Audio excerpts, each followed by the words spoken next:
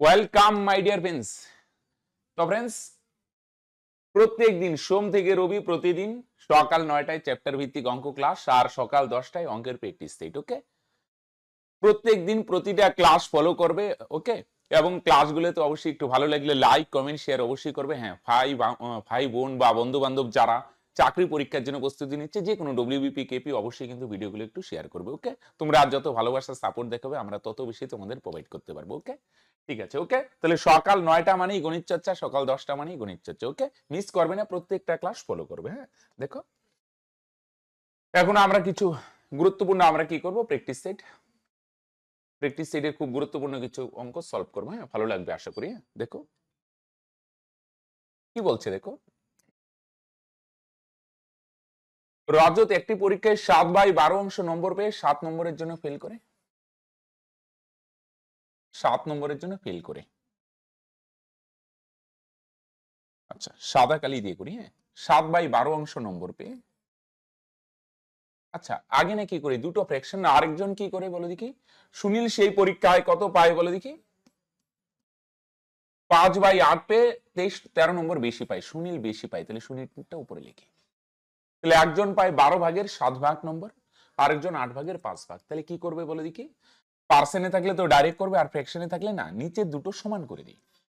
এটারে 2 দিয়ে গুণ করি, তার মানে কত হবে, এটা 12 দুগুণে 24। আর এটাকে 3 দিয়ে গুণ করো, নিচের হরগুলোকে কি করবে বলে দেখি ভাই, সমান করে নেবে। তাহলে কম্পেয়ার করতে সুবিধা হবে। বুঝে গেল, এখানেও টোটাল 24, এখানেও টোটাল 24। নরমালি নিচেরটা টোটাল বুঝায়, টোটালটা সমান করে নিলাম।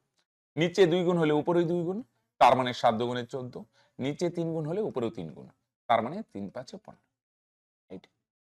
তার মানে এটার মানে কি বলে দেখি, টোটাল নম্বর 24 ভাগ, 24 ভাগের মধ্যে একে বলে দেখি সুনীল পায় কত ভাগ বলে দেখি, 15 ভাগ বা 15 ইউনিট।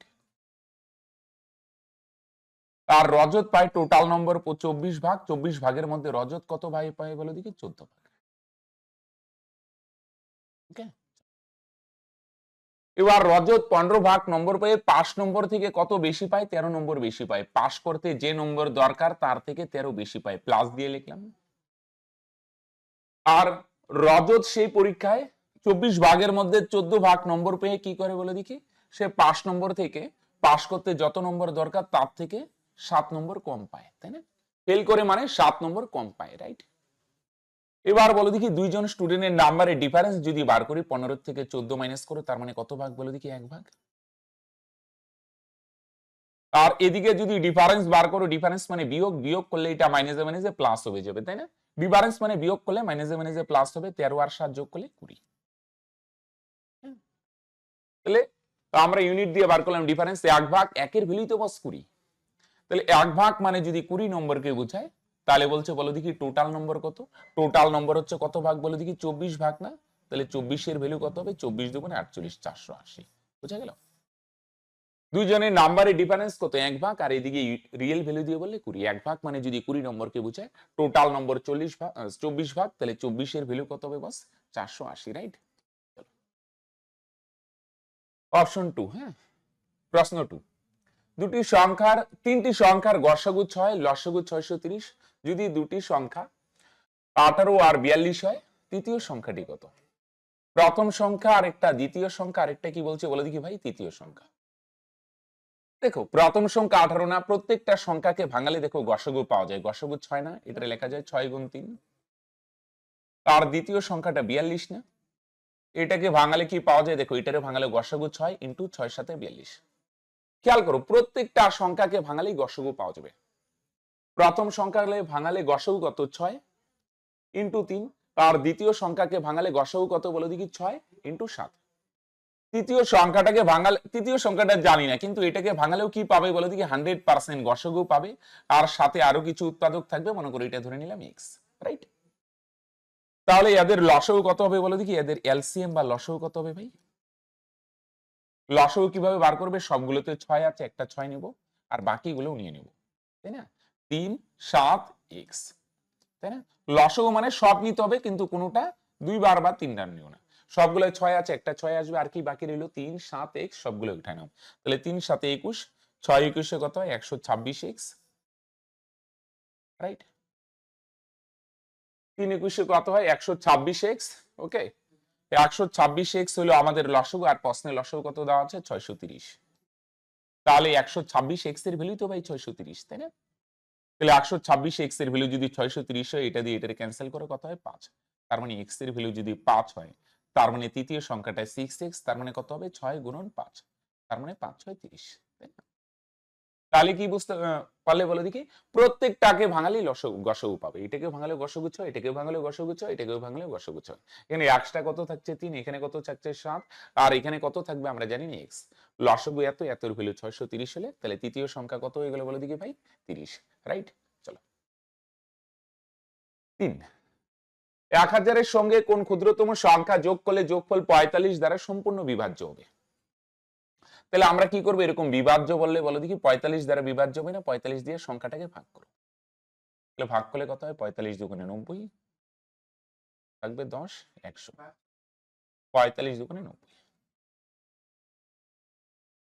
তাহলে বলো দেখি কত বিয়োগ করতে হবে, তোমরা বলবে 10, কিন্তু বিয়োগ বলেনি, বলছে যোগ কত করতে হবে। যোগ কত করতে হয়, ভাজক আর ভাগশেষের ডিফারেন্স, তাই না? তাহলে 45 আর 10 এর ডিফারেন্স কত হয় বলো দেখি, 45 থেকে 10 বিয়োগ করলে 35 হয়। তার মানে ভাই কত যোগ করতে হবে বলো দেখি, 35 যোগ করতে হবে। বিয়োগ বললে কত হতো বলো দেখি, বিয়োগ বললে 10 হতো, রাইট? চলো এবার আসো তাহলে নেক্সট 4। একটি সিনেমা হলে টিকিটের দাম 20% বৃদ্ধি পায়, টিকিটের বিক্রি 10% হ্রাস পায় যদি এখন সিনেমা হলটির আয় পূর্বের থেকে 1200 টাকা বৃদ্ধি পায়, তবে পূর্বে কত টাকা আয় হতো? এটা না আমি ভাঙিয়ে ভাঙিয়ে দেখাচ্ছি, তারপর এটা এবির টেকনিক দিয়েও করতে পারো। ওকে, তাহলে প্রথমে আসো ভাঙিয়ে ভাঙিয়ে যদি করি। টিকিটের দাম 20% বাড়ে, 20% মানে তোমরা জানো ফ্র্যাকশন ভ্যালু কত হয়, 20/100 কত হয় 1/5, তাই না? তার মানে আগে যদি 5 ভাগ টিকিট বিক্রি হয়, তাহলে এখন 1 ভাগ বাড়বে, তার মানে 5 আর 1 মিলে এখন টিকিট বিক্রি হবে কত 6 ইউনিট। তো এইভাবে ভাবতে পারো, আগে 5টি টিকিট বিক্রি হলে এখন 6টি টিকিট বিক্রি, না না না সরি, এটা টিকিট বিক্রি না, এটা টিকিটের দাম। আগে যদি একটা টিকিটের দাম 5 টাকা থাকে, তাহলে এখন একটা টিকিটের দাম 6 টাকা, এটা হচ্ছে দাম, রাইট? আর টিকিটের বিক্রি মানে টিকিটের সংখ্যা, দাম বাড়ায় কি হচ্ছে বলে দেখি, টিকিটের সংখ্যা কত পার্সেন্ট হ্রাস পায়, 10% হ্রাস পায়। 10% মানে জানো তো, 10% মানে কত হয় বলে দেখি, ফ্র্যাকশন ভ্যালু 1/10। মানে আগে যদি 10টি টিকিট বিক্রি হয়, তাহলে এখন টিকিট বিক্রি হবে কয়টি, 9টি। কেন? কমবে কমবে কমবে, মানে 10-এর থেকে 1 বাদ দাও 9। তাহলে আগে কত খরচ হইতে বলো দেখি, মন দিয়ে শুনো। আগে 10টা টিকিট যদি বিক্রি হয়, এখন টিকিট বিক্রি হয় কয়টি বলে দিকে, 9টি। আগে 10টি টিকিট বিক্রি হতো, আর একটা টিকিটের দাম কত ছিল 5 টাকা বা 5 ইউনিট যাই বলো। একটা টিকিটের দাম যদি 5 টাকা হয়, তাহলে 10টা টিকিটের দাম কত হবে, 2টা গুণ করলেই পাওয়া যাবে। তার মানে 5 10 এ 50 ইউনিট, তাই না? আর এখন মন দিয়ে শুনো, এখন কি বলছে বলে দেখি, এখন একটা টিকিটের দাম হচ্ছে কত টাকা বলে দেখি, 6 টাকা। তাহলে 9টা টিকিটের দাম কত হবে, 2টা গুণ করলেই পাওয়া যাবে, 6 9 54, তাই না? বলো তো দূর ক্লিয়ার? তাহলে আগে আয় হতো 50 ইউনিট, তাই না? একটা আগে 10টা টিকিট বিক্রি হতো, একটার দাম 5 টাকা, 10টার দাম 50। এখন একটার দাম 6 টাকা, তাহলে 9টার দাম 54 টাকা। তাহলে আগে 50 ইউনিট আয় হতো, এখন আয় হয় 54 ইউনিট। কত ইউনিট বাড়লো, 54 থেকে 50 মাইনাস করলে কত হয় বলো দেখি ভাই, 4 ইউনিট। কত আয় বৃদ্ধি পেলে বলো দেখি, 4 ইউনিট। আর প্রশ্নে বলছে কত আয় বৃদ্ধি পেলে বলো দেখি, 1200 টাকা। তার মানে বস 4 এর ভ্যালু তো 1200, তাই না? 4 ভাগ মানে যদি 1200 টাকাকে বুঝায় 300 গুণ মানে 1 এর ভ্যালু 300। তাহলে বলছে পূর্বে কত আয় হতো, পূর্বে আয় হতো 50 ইউনিট, তাহলে 50 এর ভ্যালু কত হবে, এটাও 300 গুণ। তাহলে 50 কে 300 দিয়ে গুণ করলে কত হবে, 1500 টাকা, 15,000 টাকা, তাই না? ওকে, এটা কিন্তু কেউ যদি ভাবো স্যার এত না ভাঙিয়ে কি অন্য কোনো রাস্তা আছে, অবশ্যই রাস্তা আছে। দেখো এটা এবি দিয়েও করতে পারো। হ্যাঁ, টিকিটের দাম বাড়ায়, টিকিটের বিক্রি বা টিকিটের সংখ্যা এত পার্সেন্ট বাড়ে হ্রাস, তখন এই টেকনিক দিয়ে করতে পারো, a plus b plus ab by 100। এই টেকনিক দিয়ে কিভাবে করবে, এর জায়গায় একটা পার্সেন্ট বসাও 20, বি এর জায়গায় অপর পার্সেন্টটা কত 10% কমে -10, প্লাস এ এর জায়গায় একটা পার্সেন্ট 20 ইন্টু বি এর জায়গায় অপর পার্সেন্ট 10 কমে না, তাহলে -10 নিচে 100। ওকে, তাই না? কমে যেহেতু তাহলে মাইনাস হয়, 20 থেকে 10 মাইনাস করে 10। ওকে, আর এখানে কি হবে, 0 0 ক্যান্সেল, 1 1 ক্যান্সেল, তার মানে প্লাস এ মাইনাসে -2। 10 এর থেকে 2 মাইনাস করলে 8%। তাহলে কত পার্সেন্ট আয় বাড়ে, 8%। 8% মানে প্রশ্নের ভাষা অনুযায়ী কত টাকা বাড়ে, 1200 টাকা। তাই না? আমরা পার্সেন্ট দিয়ে বার করলাম 8% বাড়ে। 8% মানে যদি 1200 টাকাকে বোঝায়, প্রশ্নে 1200 টাকা বাড়ে বলছে না, কত গুণ? 8 15 120, আরেকটা শূন্য, তাই না? 8% মানে যদি 1200 টাকাকে বোঝায়, তাহলে বলছে পূর্বের আয়। পূর্বেরটা কত? পার্সেন্টের ক্ষেত্রে পূর্বেরটা 100%, তাহলে 100% এর ভ্যালু কত হবে ভাই? এটাও 100 গুণ, তাহলে 150 দিয়ে গুণ করলে কত হবে বলো দেখি ভাই? 15,000 টাকা, তাই না? রাইট। চলো, এটা দিয়ে শর্ট হয়, আগেরটা ভাঙিয়ে ভাঙিয়ে দেখলাম। আসো তো তাহলে ভাই 5-এ। এক ব্যক্তি মূলধনের 1/3 অংশ বার্ষিক 7% হারে, 1/4 অংশ 8% হারে এবং বাকি অংশ বার্ষিক 10% হারে বিনিয়োগ করেন। যদি তার বার্ষিক আয় বলতে এখানে সুদগুলাই আর কি, হ্যাঁ, মানে টোটাল কত সুদ পাবে বলো দেখি? একটা জিনিস না, ফ্র্যাকশন থাকলে না এগুলো সমান করে নেয়। 1/3 অংশ পরে কত? 1/4। তাহলে হরগুলা যদি সমান করে, এখানে 3 আর এখানে 4, তো ওটারে সমান করে, এটারে 4 দিয়ে গুণ করো, তাহলে এটা 3 4 12। দুইটা ভগ্নাংশ থাকলে নিচের মূলা নরমালি হরগুলা সমান করে নেবে। এটাও কত হবে বলো দেখি ভাই? 3 4 12। নিচে 4 গুণ হলে উপরেও 4 গুণ হবে, তার মানে 4 ওকে 4, এখানে 3 গুণ ব্যালেন্স করার জন্য এখানেও 3 গুণ, 3 ওকে 3। তাহলে প্রথমে 12 ভাগের 4 ভাগ, পরে দিল 12 ভাগের 3 ভাগ, 4 আর 3 মিলে কত ভাগ হয়ে গেল? 7 ভাগ। তাহলে বাকি থাকবে কত ভাগ? 5 ভাগ। নিচে টোটালটা 12 ভাগের 5 ভাগ, তাই না? ক্লিয়ার? এখানে 4 ভাগ, এখানে 3 ভাগ, 7 ভাগ, বাকি থাকলো 5 ভাগ, 12 ভাগ। নিচে টোটাল 12 ভাগের 5 ভাগ। এই 4/12 অংশ কত হারে বিনিয়োগ করে বলে দেখি? 7% হারে। তাহলে এখানে কত সুদ পাবে বলো দেখি? এক অংশেই 7%, তাহলে 4/12 অংশে কত পার্সেন্ট সুদ পাবে? ইন্টু 7। বুঝা গেল? খেয়াল করো, এক অংশে যদি 7% হয়, ও অংশের সঙ্গে পার্সেন্টে গুণ। 4/12 অংশে কত পার্সেন্ট সুদ হবে? 4/12 ইন্টু 7, কাটাকাটি গেলেও করো না। তার মানে কত পার্সেন্ট সুদ হবে বলে দেখি? 4 7 28/12। আর এখানে 3/12 অংশে কত পার্সেন্ট হারে সুদ দেয় বলে দেখি? 1/4ই তো 3/12 হলো, এখানে কত পার্সেন্ট? 8%। 8% মানে 3/12 ইন্টু 8, ভুলেও কাটবে না কিন্তু, হ্যাঁ, তাহলে লসাগু করতে সুবিধা হবে। তার মানে 3 আসলে 24%/12। আর লাস্টে 5/12 অংশে বাকিটাই কত বলে দেখি? 10% হারে। তাহলে এক অংশেই 10%, তাহলে 5/12 অংশে কত হবে? তাই না? মূলধন ইন্টু সুদের হার। তার মানে 5 10 50%/12, তাই না? তাহলে প্রথম অংশে এত ভাগ, দ্বিতীয় অংশে এত ভাগ, তৃতীয় অংশে এত ভাগ, তার মানে টোটাল সুদের পরিমাণ কত হবে বলে দেখি? সবগুলা যদি যোগ করো, নিচে 12 আসবে লসাগু, তাই না? সবগুলো 12 আছে, 12, আর উপরে গুলো যোগ করো, 28 আর 24 কত হয় বলে দেখি? 52, তাই না? 52 আর 50 যোগ করো, তার মানে কত হয়? 102%, তাই না? এবার ছোট করতে পারো, হ্যাঁ, আগে যোগ করে না, 28 24 52 আর 50 যোগ করলে 102%। আর নিচে কত বলে দেখি? 12। ছোট করা যায়, তাই না? 6 17 52, আর নিচে 17/2। তাহলে আমরা কি বার করলাম? টোটাল তার ইনকাম বা সুদের পরিমাণ কত বলে দেখি? 17/2%। আর প্রশ্নের ভাষা অনুযায়ী সুদের পরিমাণ কত বলে দেখি? 561 টাকা। তাহলে এইটার ভ্যালু যদি 561 হয়, তাহলে 1% এর ভ্যালু কত হবে? 561 ইন্টু কম হবে, কম মানে উল্টে যাবে, 2/7, 2/17। এবার টোটাল ইনকাম মানে 100% এর ভ্যালু কত হবে? 1% এর ভ্যালু কত হয় বলে দেখি? এখানে 3 17 51 থাকবে 5, 3 17 51, 66 টাকা, তাই না? তাহলে 1% মানে যদি 66 টাকা হয়, টোটাল ইনকাম হচ্ছে 100%। 100% এর ভ্যালু 100 দিয়ে গুণ করলে কত হবে? 6,600 টাকা। বুঝা গেল? তাই না? টোটাল ইনকাম 17/2%, এইটার ভ্যালু যদি 561 হয়, 1% মানে 66, তার মানে টোটাল ইনকাম 100% এর ভ্যালু কত হবে তাহলে ভাই? 6,600 টাকা, রাইট? চলো আসো তাহলে 6 নম্বর। একটি গাড়ি প্রথম 1 মিনিটে 50 মিটার রাস্তা, এটা একটা সমান্তর প্রগতির অঙ্ক বলতে পারো, কিন্তু আমরা এখানে সমান্তর প্রগতির সূত্র দিব না, নরমাল পদ্ধতি করি, হ্যাঁ। প্রথমে 1 মিনিটে 50 মিটার রাস্তা, পরবর্তী প্রতি মিনিটে অতিরিক্ত 10 মিটার রাস্তায় অতিক্রম করে, পরবর্তী, তাহলে দশম মিনিটে সে কত? তাহলে প্রথম মিনিটে সে কত যায় বলে দেখি? প্রথম মিনিটে সে কত মিটার যায় বলে দেখি? 1 মিনিট মানে হয়ে গেল কিন্তু, হ্যাঁ, প্রথম মিনিটে 50। তাহলে পরবর্তী প্রত্যেক মিনিটে, 1 মিনিটে, হ্যাঁ, পরবর্তী প্রত্যেক মিনিটে কত হবে? 10 বাড়বে, 10। তাহলে 10 বাড়লে কত হবে? 60। পরবর্তী প্রত্যেক মিনিটে আরো কত বাড়বে? 10। তার মানে আরো কত? 60 এর সঙ্গে 10 বাড়লে কত হবে? 70, এরকম। তাহলে প্রত্যেক মিনিটে 10 বাড়বে 1 মিনিটে। তাহলে 1 মিনিট তো হয়ে গেল, প্রথম মিনিটে 50। তাহলে এবার বলছে দশম মিনিটে, দশম মানে 10 মিনিট, 10 মিনিটের মধ্যে 1 মিনিট বাদ দাও, তাহলে বাকি থাকে কয় মিনিট? 9 মিনিট। প্রথম মিনিটে তো 50 গেল, বাকি 9 মিনিট থাকবে, প্রত্যেক মিনিটে 10 করে বাড়ে। তাহলে 1 মিনিটে 10, 2 মিনিটে 20, 3 মিনিটে 30, 4 মিনিটে 40, তাহলে 5 মিনিটে 50। তাহলে বাকি 9 মিনিটে কত করে বাড়বে? 1 মিনিটে 10 করে বাড়ছে, তাহলে 9 মিনিটে 9 10 90, তাই না? কত? 90 মিটার। বুঝছো নাই? দশম মিনিটে 90 মিটার বেশি যাবে। প্রথম মিনিটে 50, দ্বিতীয় মিনিটে 10 বাড়বে 60, তৃতীয় মিনিটে আরো 10 বাড়বে 70। তাহলে দশম মিনিটে কত হবে? 1 মিনিট বাদ দাও, আরো বাকি 9 মিনিট থাকলো না? প্রত্যেক মিনিটে যদি 10 করে বাড়ে, তাহলে 9 মিনিটে 9 10 90 মিটার বাড়বে। তাহলে প্রথম মিনিটে যায় 50, দশম মিনিটে 90 মিটার বেশি যাবে।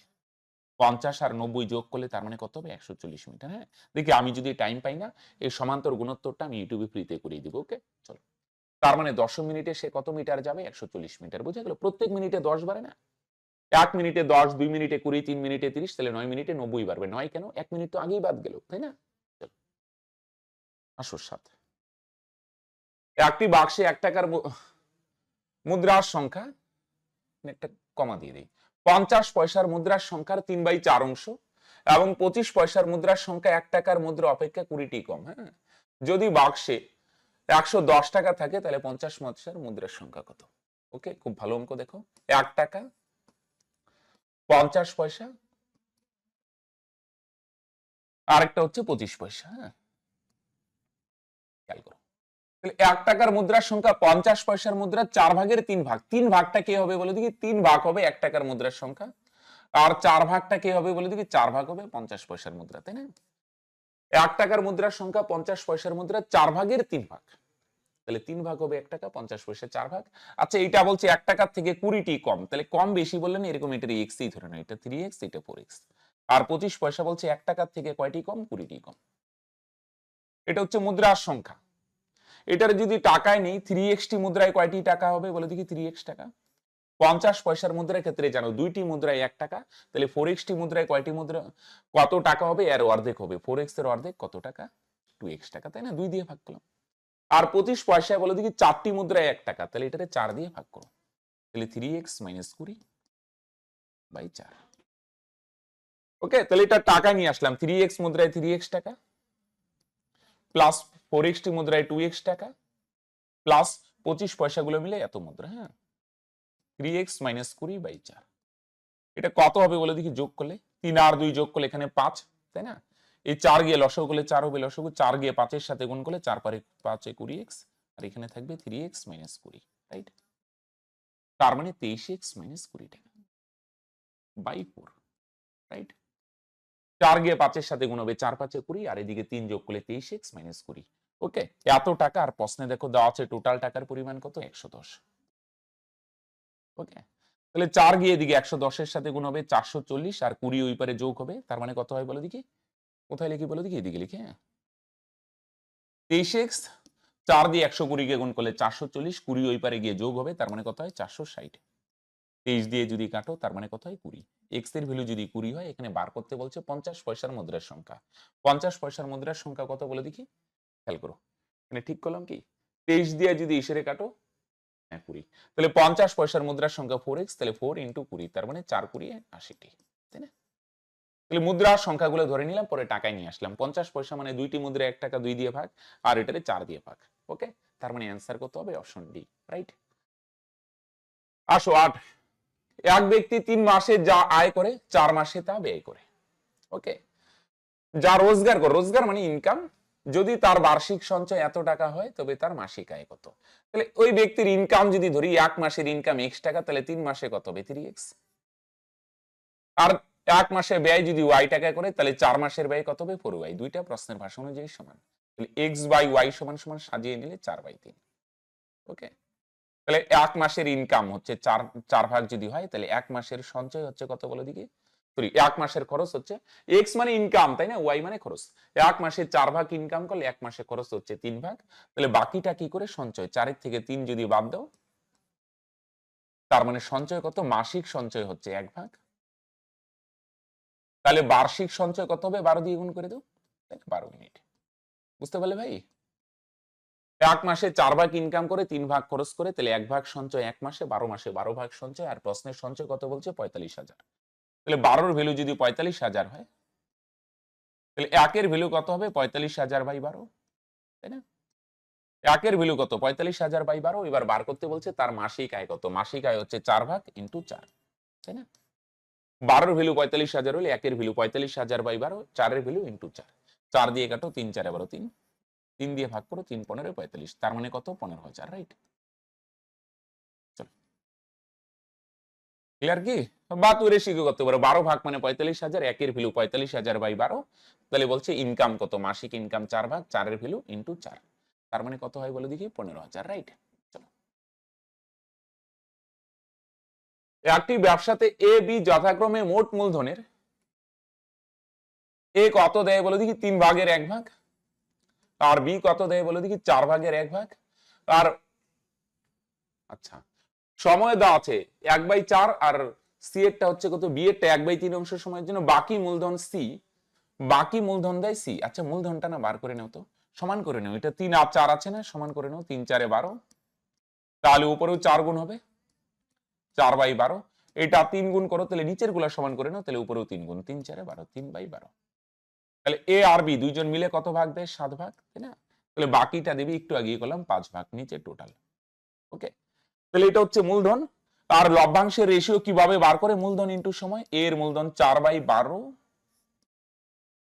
ইন্টু সময় কত বলে দেখি, এর সময় কত বলে দেখি, এর সময় হচ্ছে, এর সময় 1/4 অংশ সময়ের জন্য থাকে, ইন্টু 1/4, তার বি এর মূলধন হচ্ছে কত বলে দেখি ভাই 3/12 ইন্টু তার বি এর সময় কত বলে দেখি, বি এর টাকাটা থাকে 1/3 অংশ সময়ের জন্য, ইন্টু 1/3, রাইট?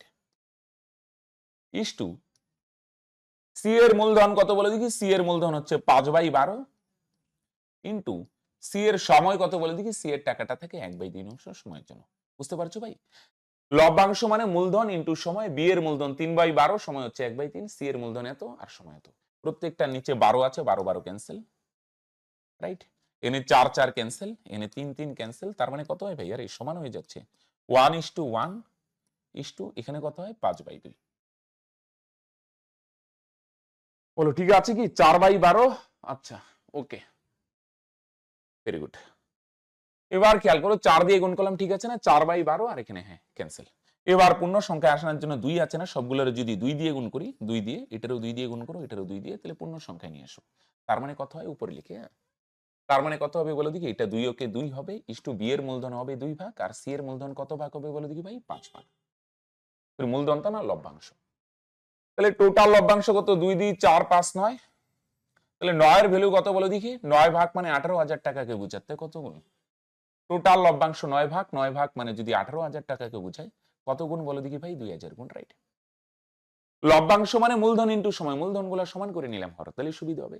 তাহলে টোটাল লভ্যাংশ 9 ভাগ, 9 এর ভ্যালু যদি 18,000 হয়, বলছে এ কত পাবে, এ পাবে 2 ভাগ, তার মানে 2 এর ভ্যালু কত হবে ভাই, এটাও 2000 গুণ, এ আর বি সমানই পাবে, তার মানে 2 দুগুণে 4000, তাই না, একই না? তার মানে অপশনে, রাইট? তাহলে সিম্পল, মূলধন ইন্টু সময়, মূলধন গুলো একটু ফ্র্যাকশনে দিয়েছিল, একটু সাজিয়ে নিলাম, হ্যাঁ? আসো নেক্সট 10, আগেরটা কত ছিল, 9 ছিল না? একটি গাড়ি তার স্বাভাবিক বেগের 3/4 অংশ বেগে চালায় 80 কিমি দূরত্ব, হ্যাঁ, অতিক্রম করতে 25 মিনিট অতিরিক্ত সময় নেয়, গাড়িটির স্বাভাবিক বেগ কত? স্বাভাবিক বেগের 3/4 অংশ বেগ, একদিকে লিখি স্বাভাবিক বেগ সংক্ষেপে, আরেকটা লিখি চলছে। স্বাভাবিক বেগের 4/3 অংশ মানে নর্মাল বেগ, এটা হচ্ছে স্বাভাবিক বেগ, স্বাভাবিক বেগ হচ্ছে 4 ইউনিট, কিন্তু কোনো কারণবশত গাড়িটা স্লো চলছে, 3 ইউনিট বেগে চলছে, 4 ভাগে 3 ভাগ বেগে চলছে, নর্মাল বেগ 4, চলছে 3 ভাগ বেগে, ওকে? তাহলে এটা হচ্ছে কি বলে দেখি, বেগের রেশিও, ওকে? তাহলে বেগের রেশিও যদি এত হয়, তাহলে সময়ের রেশিও কত হয়? যেহেতু সেম ডিস্টেন্স যায় না, তাহলে তোমরা বলবে আচ্ছা বেগের রেশিওকে উল্টে দিলেই তো সময়ের রেশিও হবে।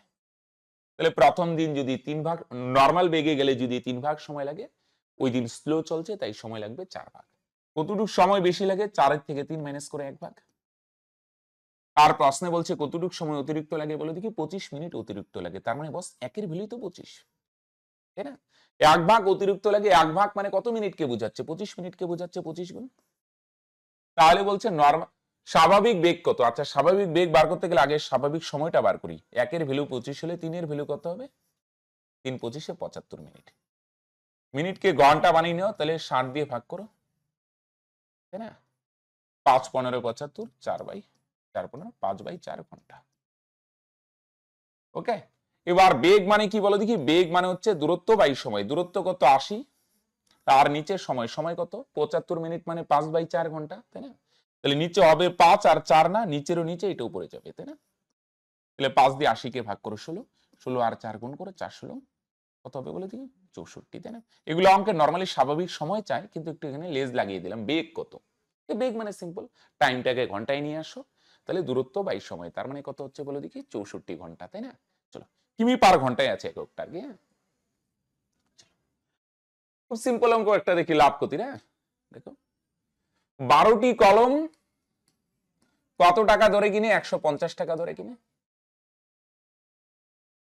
আর তার মধ্যে 10টি কলম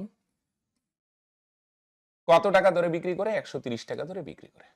তাহলে কি করতে হবে বলে দেখি, 20 টাকা লাভ করতে গেলে অন্তত কয়টি কলম বিক্রি করতে হবে। আচ্ছা, তাহলে লাভ ক্ষতি তখনই বার করতে পারবে, দ্রব্যের সংখ্যা সমান বানাও, এটারে 5 দিয়ে গুণ করো, তাহলে 5 বারং 60, আর এটারে 6 দিয়ে গুণ করলে এটাও কত হয়ে যায় ভাই, 6 দশে 60।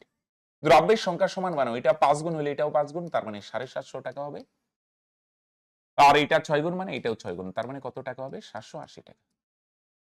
তার মানে লাভ হচ্ছে কত টাকা, তাই না? 7টা দ্রব্য 750 টাকায় কিনা হয়, 7টা দ্রব্য বিক্রি করা হয় 780 টাকা। এবার লাভ ক্ষতি বার করতে পারবে, দ্রব্যের সংখ্যা সমান 30 টাকা লাভ। তাহলে 30 টাকা লাভ করার জন্য কয়টা দ্রব্য বিক্রি করতে হয়, 60টা। আচ্ছা, 30 টাকা লাভের জন্য কয়টা দ্রব্য বিক্রি করতে হয়, 60টা, তাই না? একটা রিলেশন পেয়ে গেলাম, ডাবল। 30 টাকা লাভ করতে গেলে 60টা দ্রব্য বিক্রি করতে হয়, ডাবল। তাহলে 20 টাকা লাভ করতে গেলে কয়টা দ্রব্য বিক্রি করতে হবে, এটাও ডাবল, 20 দুগুণে 40টি, নাইলে ঐকিক তো রেশিক তো আছেই রাস্তা, না যদি গুণ করে না আসতো। তার মানে কয়টা দ্রব্য বিক্রি করতে হবে, 40টি, তাই না? 30 টাকার জন্য ডাবল 60টা লাগে, এই যে 60, তাহলে 20 টাকার জন্য 20 ডাবল, কয়টি লাভে থাকবে, তার মিনিমাম 40টি দ্রব্য বিক্রি করতে হবে, রাইট? চলো বলো, একজন ব্যাটসম্যান 20তম ইনিংসে 110 রান করায়, তার ইনিংসে রান সংখ্যার গড় পূর্বের থেকে 4 বৃদ্ধি পেয়েছে, 20তম ইনিংসের পর তার রান সংখ্যার গড় কত হয়েছে। ওকে, খেয়াল করো, এই ধরনের অঙ্কে পূর্বের গড়টা আগে বার করে নিই, তাই না? লাস্ট ইনিংসে এত রান করায় গড় এত বৃদ্ধি পেয়েছে, তখন কি করে পূর্বের গড় বার করতে হয়, কিভাবে, শেষ ইনিংসের রান থেকে বৃদ্ধিটা মাইনাস করতে হয়, টোটাল বৃদ্ধি, শেষ ইনিংসের রান থেকে টোটাল কত বৃদ্ধি এটা মাইনাস করবে, পূর্বের গড় বাইরে যাবে। অনেকে বলবে স্যার গড় তো বর্তমানটা চেয়েছে, বর্তমানটা পরেরটা চেয়েছে, বর্তমানেরটা, আচ্ছা বার করবো, আগে পূর্বেরটা বার করবো। টোটাল বৃদ্ধি কত, গড়ে যদি 4 বারে, গড় মানে একটাই 4 বারে, তাহলে টোটাল 20টি ইনিংসে কত বাড়বে, 4 20 80। তাহলে শেষ ইনিংসের রান থেকে যদি বৃদ্ধিটা মাইনাস করো, তাহলে পূর্বের গড় পাবে 30, পূর্বের গড় যদি 30 হয়, তাহলে বর্তমান গড় 4 বাড়বে, তাই না? গড় 4 বারে বলছে, তাহলে 4 বাড়লে কত হবে ভাই, 34, রাইট? পূর্বের গড় ছিল 30, তাহলে বর্তমান গড় 4 বাড়বে, তার মানে কত হয়ে যাবে ভাই, 34, রাইট? বলো হ্যাঁ কি না? চলো আসো, একটি সমকোণী ত্রিভুজের, দেখো খুব ভালো অঙ্ক, হ্যাঁ, একটি সমকোণী ত্রিভুজের অতিভুজ পরিসীমার কত অংশ বলছে, সংক্ষেপে লিখলাম, প্রতি পরিসীমার 17/40 অংশ। সমকোণী ত্রিভুজের 3টা বাহু হয়, লম্ব ভূমি অতিভুজ, অতিভুজ কত বলছে বলে দিবি 17। কারো যদি মনে হয় স্যার এগুলো প্র্যাকটিস সেট বুঝতে পারছি না, চাপ কি, আমরা সকাল 9টা থেকে চ্যাপ্টার ওয়াইজ এগুলো একদম ধরে ধরে করে প্র্যাকটিস সেট, তো একটু অ্যাডভান্স লেভেলের করেছি। তাহলে পরিসীমা কত বলে দেখি 40, অতিভুজ 17 আর পরিসীমা 40, তাহলে পরিসীমা মানে 3 বাহু মিলে 40, 3 বাহুর যোগফল যদি 40 হয়, 3 বাহুর যোগফল হচ্ছে 40, 40 থেকে যদি অতিভুজ বাদ দেই, তাহলে বাকি দুইটার যোগফল কত বলে দেখি 23, তাই না? 3 বাহু মিলে 40, তাহলে এটা যদি 17 হয়, তাহলে এই দুইটা মিলে 23 হবে। দেখো ট্রিপলেট কাটে কি, 17 ট্রিপলেট কার কার সাথে হয়, 8 15 17, হ্যাঁ দেখো এই দুইটা যোগ করো, 8 15 23, হ্যাঁ দেখো তিনটা মিলে 40 ইউনিট হয়। ওকে, তাহলে অতিভুজ 17, বাকি দুইটা মিলে 23 হয়, তাহলে আমরা দেখলাম আরে তো ট্রিপলেট কাটে, তাই না? একটা 8 আর একটা 15 হয়। ওকে, তার মানে এখানে ক্ষেত্রফল দেওয়া আছে, তো এটা যদি 8x ধরি লম্ব, তাহলে প্রস্থ হবে 15x, অতিভুজ হবে 17x, তাই না? পরিসীমা হবে 40x, রাইট? তাহলে এটার ক্ষেত্রফল কত, সমকোণী ত্রিভুজের ক্ষেত্রফল বার করার সূত্র হাফ ইন্টু ভূমি, ভূমি হচ্ছে 15x, ইন্টু উচ্চতা, উচ্চতা কত 8x। তাহলে বলো 2 দিয়ে 8 কে কাটো 4, গুণ করো 4 15 60 x স্কয়ার, তাই না? x x গুণ করলে x স্কয়ার, তাহলে হাফ ইন্টু ভূমি ইন্টু উচ্চতা, তাহলে ক্ষেত্রফল 60 x স্কয়ার, আর প্রশ্নে দেখো ক্ষেত্রফল কত দেওয়া আছে বলে দেখি 960, 0 0 ক্যান্সেল, 6 দিয়ে ভাগ করো 16, তাহলে x এর ভ্যালু কত, 16 এর বর্গমূল হবে, তাই না? স্কয়ার রুট হলে 4 4 16, 4। এক্স এর মান যদি 4 হয় তাহলে বলছে পরিসীমা কত, এক্স এর মান বসাই দেব 4, 4 4 16 আর একটা 0 160, তাই না? বুঝা গেল কি বললাম? বাকি দুইটা বাহু মিলে 23, তাহলে আমরা দেখলাম ট্রিপলেট হয় না, 17 ট্রিপলেট কার সাথে হয় নরমালি? 8 15 17 হয়, দেখলাম হ্যাঁ মিলেও যাচ্ছে, তাই না? চলো, তাহলে পরিসীমা কত হচ্ছে বলে দেখি, 40 এক্স না, এক্স এর মান 4, তাহলে 4 40 কত হয় 160, বলো হয় কি না? 4 জন পুরুষ ও 6 জন মহিলা একটি কাজ 8 দিনে করতে পারে, 2 জন পুরুষ ও 9 জন মহিলা ওই কাজ 8 দিনেই করে, হ্যাঁ, তাহলে কত দিনে 18 জন মহিলা ওই কাজটি করতে পারবে? ওকে, চলো খেয়াল করো, এখানে দুইটাই সমান, হ্যাঁ, তো খেয়াল করো, আমরা ধরলাম একজন পুরুষ কাজটা হচ্ছে চেয়ার তৈরি করে, একজন পুরুষ একদিনে এক্সটি চেয়ার তৈরি করে, তাহলে 4, আর একজন মহিলা একদিনে কয়টি তৈরি করে? ওয়াইটি। তাহলে একজন পুরুষ যদি এক্সটি করে তাহলে 4 জন পুরুষ কয়টি বানাবে? 4x। একজন মহিলা যদি ওয়াইটি বানায় তাহলে 6 জন মহিলা কয়টি বানাবে? 6y, তাই না? একদিনে যদি এতগুলি চেয়ার হয় তাহলে ওরা কাজ তো 8 দিন করেছে, 8 দিনে কয়টি বানাবে? ইনটু 8, এটা টোটাল কাজ, তাই না? একদিনে এতগুলো, 8 দিনে ইনটু 8। এবার 2 জন পুরুষ, একজন পুরুষ এক্সটি বানায় তাহলে 2 জন পুরুষ 2x, প্লাস 9 জন মহিলা, একজন মহিলা ওয়াইটি বানায় তাহলে 9 জন মহিলা 9y। একদিনে যদি এতগুলো চেয়ার হয় তাহলে 8 দিনে কয়টি হবে? ইনটু 8। ওকে, চলো, তাহলে এটাও টোটাল কাজ, এটাও টোটাল কাজ, দুইটা সমান করে দিই, তাহলে 8 8 ক্যান্সেল, হ্যাঁ, পরে টোটাল কাজ বার করার সময় কিন্তু আবার 8টা ধরতে হবে, হ্যাঁ, তাহলে এক্স গুলো বাদিকে আনলে 4টা এক্স থেকে 2টা বিয়োগ করলে কত হবে? 2x, আর ওয়াইটা ওই পারে গেলে 9টার থেকে 6টা গেলে 3y, তাই না? তার মানে সাজিয়ে নিলে x বাই y সমান সমান 3/2, ওকে। তার মানে একজন পুরুষ বানায় 3টি, একজন মহিলা বানায় কয়টি? 2টি। টোটাল কাজটা বার করে নাও, টোটাল কাজ কত? x এর মান এখানে 3 বসাও, 3 4 12, y এর মান 2 বসাও, 6 2 12, এটা 12 প্লাস, আর এখানেও কত হচ্ছে? 12, তাই না?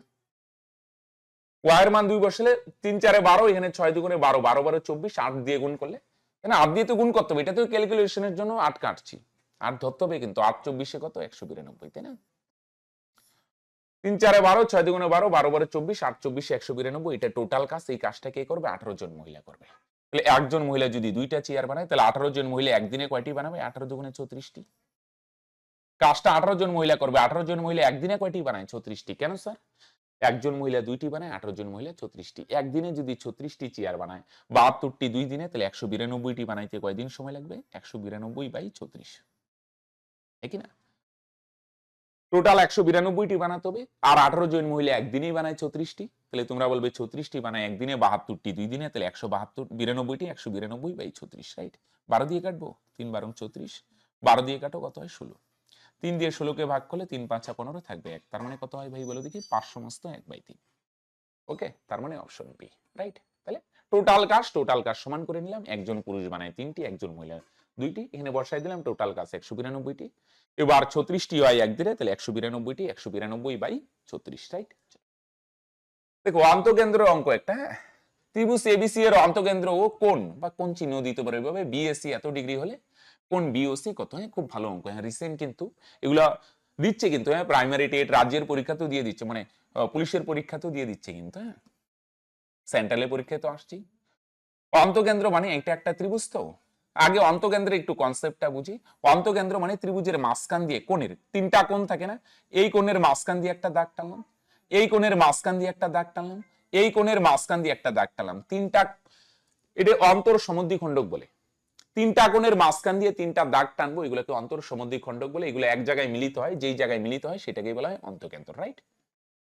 কোণের মাঝখান দিয়ে যদি দাগ টানি না, সেগুলোকে বলা হয় অন্তর সমদ্বিখণ্ডক, এগুলো যেই জায়গায় মিলিত হয় সেটাই অন্তকেন্দ্র, রাইট? এবার এই অন্তকেন্দ্র হলে না, একটা শর্টকাট রুল আছে। এই একটা ত্রিভুজ, এইটা মনে করো অন্তকেন্দ্র। অন্তকেন্দ্র মানে এদিকে একটা, এদিকে একটা, এটা ও, এটা আর টানলাম না, তাহলে হিবিজিবি দেখাবে। অন্তকেন্দ্র মানে 3টা কোণের অন্তর সমদ্বিখণ্ডক যেই জায়গায় মিলিত হয়। অন্তর সমদ্বিখণ্ডক মানে কোণের মাঝখান দিয়ে যদি দাগ টানি, যেই জায়গায় মিলিত হয় সেটাই অন্তকেন্দ্র, রাইট? চলো, উপরেরটা টানলামে হিবিজিবি দেখাবে। এই ও কোণ আর এ কোণের মধ্যে একটা সম্পর্ক আছে, ভয় থাকবে? এই ও কোণ আর এ কোণের মধ্যে একটা সম্পর্ক আছে, কিরকম? শর্টকাট ফর্মুলাটা মনে রাখবে। অন্তকেন্দ্রের ক্ষেত্রে কোণ বিওসি সমান সমান কোণ BAC, sorry 90 degree plus 90 degree plus কোণ বিএসি বাই 2। উপরের তার অর্ধেকের সঙ্গে যদি 90 ডিগ্রি যোগ করো তাহলে কোনটা পাবে বলে দেখি? নিচেরটা পাবে। ওকে, খেয়াল করো কোন বিওসি সমান সমান কোন বিএসি বাই 2 তার সঙ্গে 90 ডিগ্রি যোগ করব। ওকে, দেখো খুব ভালো অঙ্ক, কিন্তু শর্টকাটে করেছি। এরকম দারুণ দারুণ টেকনিক তোমরা শিখতে পারবে, কিন্তু রেগুলার বস ক্লাসগুলো করতে হবে কিন্তু, রাইট? চলো তো খেয়াল করো, তাহলে কোন বিএসসি কত হবে? তাহলে সূত্র কি 90 ডিগ্রি প্লাস কোন বিএসসি বাই 2।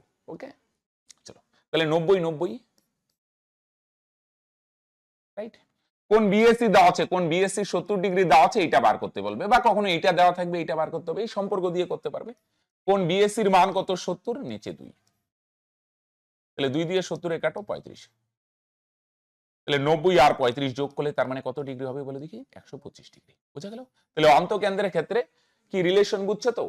উপরেরটার অর্ধেক করে যদি 90 যোগ করো তার মানে বস নিচেরটা পাবে। উপরেরটার অর্ধেক 35, 35 এর সঙ্গে 90 যোগ করো তার মানে কত হবে? 125। তারপরে পরিকেন্দ্র হয়, ভরকেন্দ্র, এগুলো সব আস্তে আস্তে আমরা জানবো। ওকে, রেগুলার তোমরা ক্লাসগুলো করো। এগুলো যদি কারো খুব চাপ হয়ে যায় তাহলে চ্যাপ্টার ওয়াইজ গুলো করো, আর যদি কোনো চাপ না হয় তাহলে আমি বলবো দুটোই ফলো করার চেষ্টা করো। ওকে, তাহলে বস আজকে এখানেই শেষ করছি। দেখা হচ্ছে আবার আগামী কালকে ঠিক সকাল 9টায়। একদম মিস করো না কিন্তু, প্রত্যেকটা ক্লাস ফলো করো। ওকে, চলো বাই, দেখা হচ্ছে নেক্সট ভিডিওতে।